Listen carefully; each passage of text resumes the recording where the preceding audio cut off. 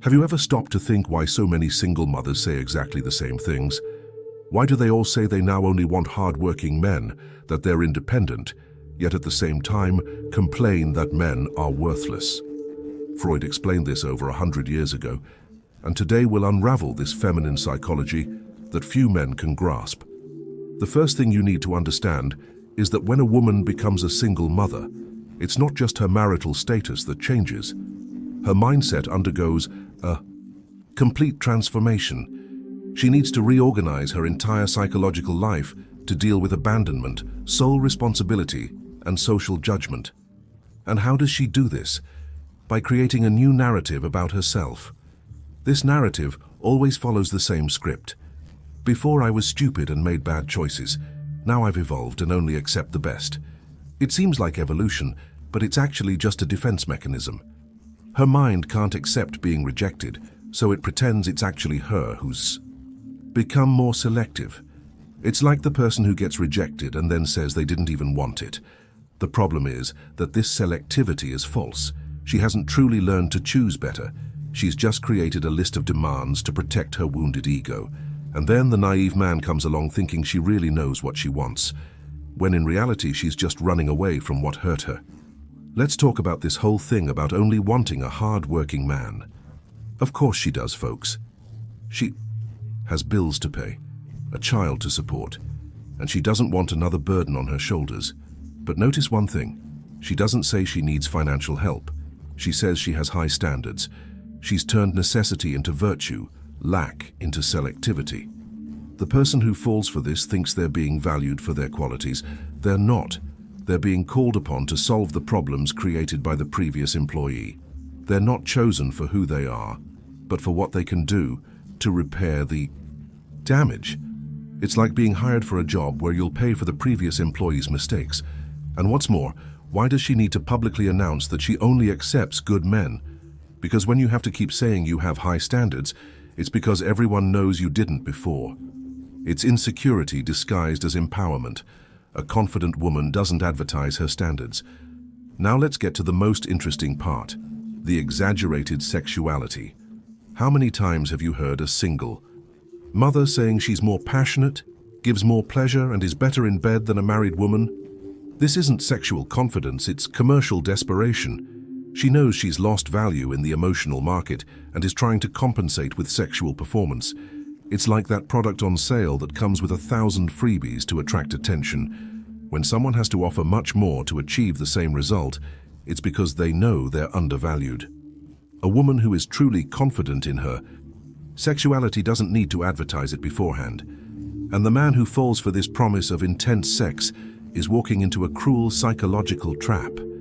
He thinks he's winning the prize, but in reality, he's being used as validation. She's not having sex with him because she wants to. She's using his body to prove to herself that she still has sexual value. It's therapy disguised as pleasure. That's why men often experience that strange feeling after sex, as if they've been used. Because they have. They were used as a tool by a woman trying to convince herself that she's still desirable. Her pleasure isn't about physical pleasure. It's about confirming that she can still arouse male arousal. The issue becomes even more complicated when a child enters the picture. The child becomes an alibi for all her demands. Everything is justified by the child. He has to work hard for the child. He has to be responsible for the child. He has to prove himself trustworthy for the child. The child becomes emotionally hostage to the mother's need for validation. And then there's this new law on emotional support that's making men afraid to get involved with a single mother. Imagine loving a child, caring for them well, creating a bond, and then finding out you could be forced to pay child support for the rest of your life, just for being affectionate. They've turned love into a legal contract. This law is the legal embodiment of what has always happened psychologically, turning any man who approaches them into a permanent debtor. Before it was just emotional blackmail, now it's become a legal obligation. Men can no longer even show affection without considering the legal consequences. The result is that sensible men are fleeing relationships with single mothers, leaving only the irresponsible ones with nothing to lose. The law that should protect children is actually driving away men who could be good stepfathers. It's a legislative shot in the foot. Let's talk about this act of independence that every single mother makes a point of displaying. She works, takes care of herself, takes care of the house, takes care of her child, pays the bills, and makes sure everyone knows it. But remember, if she's so independent, why does she need a man? Why doesn't she just enjoy this wonderful independence? Because independence is a mask for neediness. It screams that it doesn't need anyone precisely because it needs too much.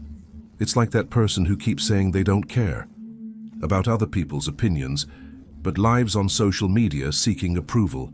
Those who truly don't care don't talk about it. The man who enters into a relationship with a single mother, thinking he's found a mature, independent woman, doesn't realize he's been hired as an audience. He's not there to be a partner, he's there to applaud her powerful performance. His job is to witness that she can be incredible on her own, but that she chose to share that incredibleness with him.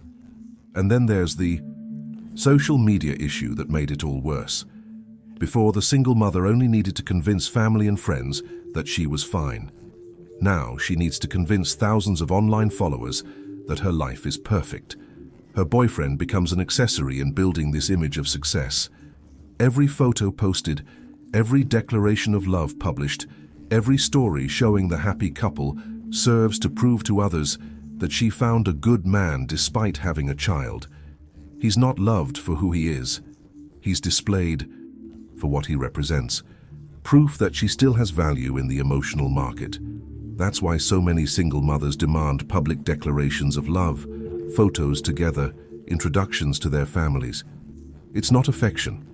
It's a need for social validation. She needs everyone to see that she's found someone, otherwise it's useless. Private love isn't enough. It has to be public to fulfill the function of image repair. Now we come to the cruelest part of this whole dynamic: repetition.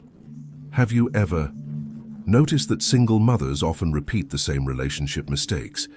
They say they've learned, that they now know how to choose, but they always end up with a guy who looks just like the one before, just in a different disguise. This happens because the unconscious doesn't learn rationally. It simply develops new ways of repeating the same pattern. The first was the admitted irresponsibility. The second is the disguised irresponsibility. The third is the responsible person she will make. Irresponsible with excessive demands. The problem isn't her choice of men, it's her mental makeup. She unconsciously attracts men who will confirm her worldview, that men are worthless, that she needs to be strong alone, that relationships are painful. Even when a different guy comes along, she will sabotage him in some way to maintain the victim narrative that fuels her identity. That's why every conversation with a single mother ends up turning into a complaint about her ex. She can't talk about the future without bringing up the painful past.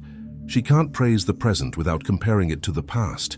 She lives trapped in a dynamic of constant complaining that keeps the wound open and bleeding. The man who enters this dynamic without realizing it becomes an unpaid therapist.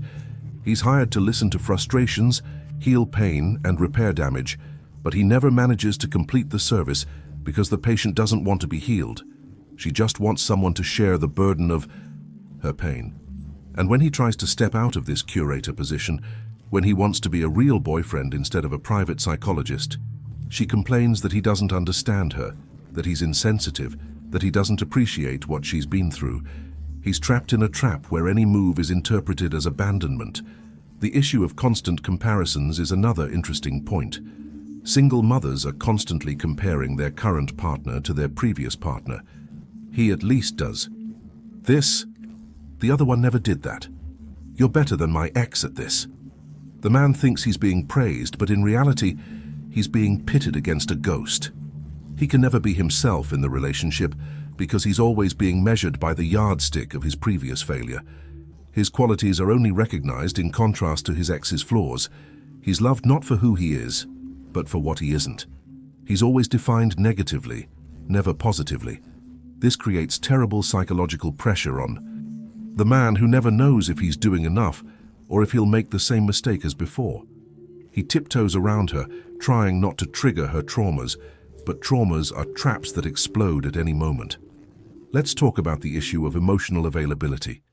Single mothers generally have less time, less energy, and less patience for relationships. This is natural and understandable. The problem is when they turn this limitation into a virtue, as if it were a man's privilege to have restricted access to her. I only have time on the weekends. I can only go out when my mother is watching the child. I can't travel because I have responsibilities. All of this is presented as selectivity, when in reality it's just circumstantial limitations. The man is convinced he should be grateful for the crumbs of attention, and when he complains about the lack of time or attention, he's accused of not understanding her situation, of being selfish, of not accepting that she has priorities. He's put in a position where he can't have his own needs because her needs always come first. The child becomes a shield against any legitimate demands he might make. Want more attention? You don't understand that he has a child. Want to travel together? You don't think about the child. Want to live together? You don't respect his space with the child. The child becomes an alibi for all forms of emotional unavailability. Another crucial point is the issue of money. Single mothers often have fewer financial resources, and this creates a strange dynamic in the relationship. They simultaneously proclaim financial independence and indirectly demand male help. I can handle it on my own, but there's always a problem that needs a male solution. The car broke down, the refrigerator broke down, the child needs expensive school supplies or a private doctor's appointment. There's always something that justifies the need for financial help, but it's presented as a temporary favor, not a structural dependence. The man pays thinking he's helping occasionally, but in reality he's being gradually drained. And if he refuses to help, he's labeled selfish, insensitive, and uncomprehending of her situation. If he helps too much, he's accused of trying to buy the relationship, of thinking money solves everything. There's no safe position, because the game is rigged for him to always be in debt. Sexual dynamics also deserve special attention. Single mothers often heavily promote their sexual performance in advance, as if they were selling a premium product. I'm more passionate. I do things married women don't do. I enjoy myself because I don't know when the next time will be. But when you analyze it coldly, you realize it's false advertising. Sex is offered as a bargaining chip, not as genuine pleasure. She doesn't have sex because she wants to. She has sex because she needs to keep the man interested. It's a retention strategy, not authentic desire. And worst of all, once she manages to captivate a man emotionally, sexual performance often declines. The initial promises prove untenable because they were just marketing. The man discovers he's been duped by a well-crafted advertising campaign. The social media phenomenon has created a new dimension to this whole issue. Modern single mothers are constantly exposing their intimate lives for public validation. Every achievement is posted. Every moment of happiness is documented. Every proof that they're doing well is shared. The boyfriend becomes a mandatory character in this show. He needs to appear in photos, participate in stories, and publicly demonstrate his love for her. The relationship ceases to be shared intimacy and becomes a spectacle for others to consume. If he doesn't participate in the drama, he's accused of not owning up to the relationship. This creates tremendous pressure because any crisis between the couple becomes a public scandal. Any fight must be hidden to maintain the facade of happiness. The relationship becomes hostage to the need to maintain a perfect image on social media. The issue of family is another minefield. Single mothers usually have family very present in their lives, whether helping with the child or giving their opinion on their choices. A boyfriend needs not only to win her over, but also to be approved by the entire family, who are often protecting her from further disappointment. This creates a dynamic where he's constantly being tested, constantly being evaluated, constantly having to prove himself different from the previous couple. The family becomes a permanent tribunal judging his suitability. He's not just dating her, he's dating the entire family system, and if the family doesn't approve, he's screwed. Because single mothers often rely heavily on their family support network, any conflict with them is grounds for a breakup. She chooses her family over him, always, so he needs to be a diplomat as well as a boyfriend. Let's talk about Self-esteem, which is central to this whole dynamic. Single mothers often have low self-esteem, disguised as empowerment. They say they value themselves, that they love themselves, that they know what they deserve, but subconsciously they feel diminished by the situation. This low self-esteem makes her constantly seek external validation. Every compliment is taken as proof of her worth.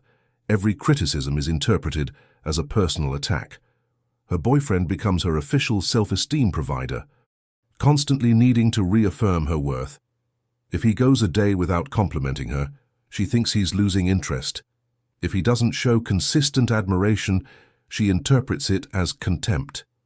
She needs daily doses of male validation to keep her ego functioning, and that's exhausting for any man. Emotional dependence is disguised as a partnership. We're a team. We complement each other. We're strong together. But in practice, he's the one constantly providing emotional support, while she's always needing it. It's not a team. It's a relationship between therapist and patient. Finally, we need to address the central question: why do modern men fall into these psychological traps? Because they were raised to be gentlemen, protectors, and providers. These traditional masculine qualities have become vulnerabilities in modern dynamics. The single mother instinctively detects these qualities and unconsciously exploits them. She doesn't do this out of malice. She does it out of psychological necessity for emotional survival. But the result is the same. The generous man is drained until he has nothing left to give.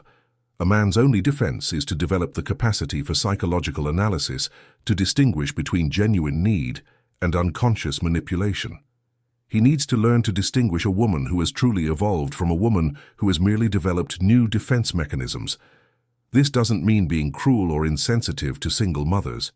It just means being aware of psychological patterns to make informed choices. Some women have truly learned from their mistakes and evolved.